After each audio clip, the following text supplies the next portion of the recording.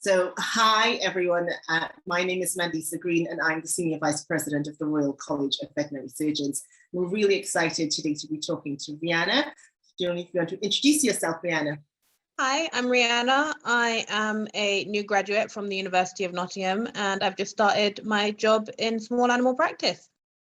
Wonderful. So I'm really glad and excited to be talking to you, highlighting this conversation, particularly to be showcased around Black History Month, to showcase Black vets working in the United Kingdom. So I guess one of the first questions I want to ask is one of the questions everybody asks in somebody's story is, when did you decide you wanted to be a vet?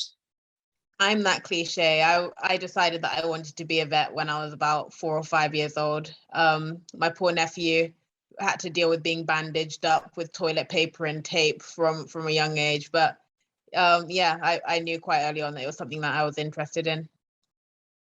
One of the things I think is really important to talk about is that cultural aspect of social elevation. So the idea that parents want their children to do better than they did and to do more than they did. So how did your parents respond to your desire to be a vet? They responded really positively. Part of what you're saying, neither of my parents went to university and just sort of worked their way up through the ranks. And I have 2 older brothers and 2 older sisters, some of whom went to university, others who decided not to go, that it wasn't for them. And my parents were just happy that I was passionate about something and were happy to sort of support me all the way through, which I was really fortunate to have. And so how did you go about doing your research into what was necessary to get into vet school and what kind of work experience you needed as a prospective vet student? Well, as a prospective student, it was very much a case of Googling it for me.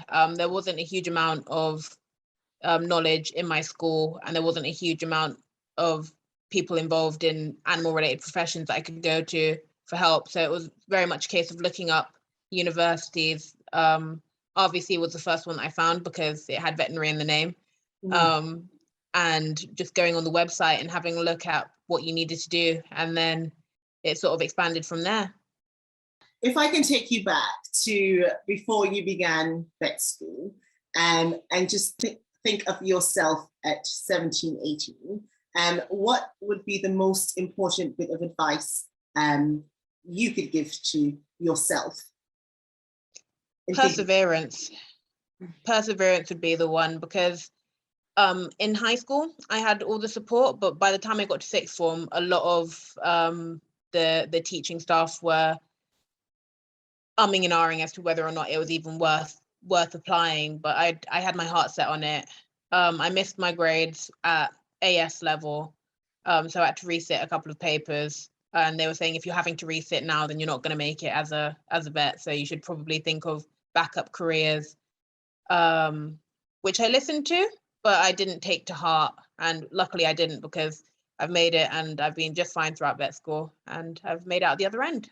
Good. Yeah, no, that I can completely resonate with perseverance, because it does take a certain amount of determination to kind of stick to doing something, even when kind of people around you are saying maybe you should think about doing something else, and maybe it looks like that, especially if you're not getting the grades that you feel that you deserve or that you should be having in order to get to vet school. But yeah, just really believing in that dream and keep going despite that. Okay, so I'll take you back to vet school now. What was your favorite part of being a vet student? That's a hard one. I actually loved the whole experience. Okay. It was really nice being surrounded by like-minded people, because as I said before, most of the people in my life were sort of apathetic towards animals. Some people in my life actively dislike animals, and there were very few who were proper animal lovers. So it was nice to find people who were keen on science, who liked animals, had the same sort of aspirations that I did, and just generally great people that are going to do great things. I want to take you to that idea of the commonality of North London, and so many, as we know it, so that there's anecdotal evidence that a lot of Black vets coming out of London are coming from this particular area of North London. what do you have any thoughts on why that might be? And what is it about? Is it the school system? Is it that you have a vet school nearby that's somehow kind of in your conscious that it's there and therefore it's a possibility? Is it that you're seeing vets that look like you around? What is it about that particular area, do you think, that's making such an impact on the amount of Black vets that are coming into the profession? I think you've kind of touched on a lot of the things there. Where I grew up, it was very, very diverse. Everybody was seen in pretty much every profession, and there wasn't really that barrier. I didn't really know that the veterinary profession was predominantly white until I got to my university interview and looked around the room and saw there was nobody else like me. Just because growing up, everybody was accounted for. Everybody was in all of the roles that I saw. So there was never really that stigma to prevent me from going down that route. Yeah. And I'm sorry, go on. I do also think that on the same thing, the vets about are equally as diverse as the area. So again, it was just sort of visual representation, and the fact that there was a vet school around London probably was a bit of an icing on the cake sort of situation. I wanted to be clear, because you didn't grow up with animals, but you said everybody was accounted for in a role. So basically what I understand from what you're saying there is that you saw people that looked like you in multiple roles, in multiple levels, in multiple professions. Therefore, in your mind, there was no barrier to you achieving the goal that you wanted to achieve.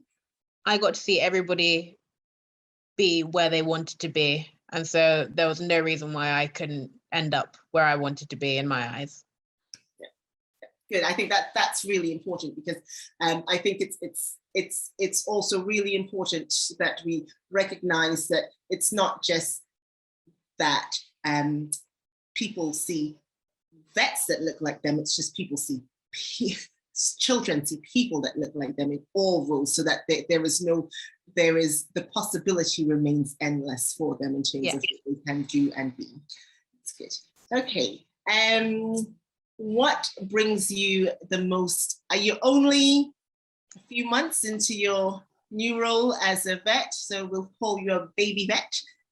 What brings you most joy at the moment about being a vet?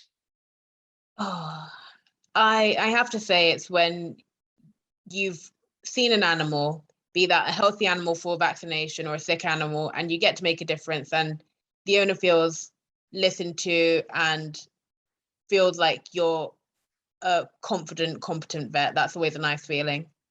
So what do you do to relax? Oh, I'm not the best person to talk to for relaxing, because I don't really stop. Okay. I have taken up going to the gym and running. I am an extrovert by nature, and so one of the most important things for me is making time for my family and for my friends, and to get to go and see people and do nice things. I'm a big reader, and so the few times that I'm not pestering somebody else, I'm tucked away somewhere with a book. So there are quite a few pastimes of mine. My parents say that I need to sit down more and just do nothing, but I'm not very good at that. Well, it sounds like you're doing quite a lot of good, relaxing things. So that's really nice. And so just a couple of questions to finish. Are you engaged in any sort of community or social, well, I don't want to say social justice, but any community projects within your community at the moment? Well, there's the veterinary specific ones. My practice has ties with Cats Protection and Greyhound Trusts, and so we're able to provide medical care for them. I'm involved with BVEDS, which is the British Veterinary Ethnicity and Diversity Society, and I'm involved with the student version of that. So that's just a network where students from ethnic minorities are able to come together and talk about issues and bring it to the attention of the wider community to try and do something about it, which is really gratifying work. But yeah. Good. Okay, that sounds really cool. And my last question is, how do your parents feel now that you have seen your dream through from the age of 5 to however old you are now, and you're graduated and working in the profession? Oh, they're so proud of me. They don't make any secret of that. They're letting anybody and their dog know. And I'm glad that I've managed to make them proud, and I'm proud of myself too. Absolutely, as you should be. Thank you, Rheanna. Thank you for having me.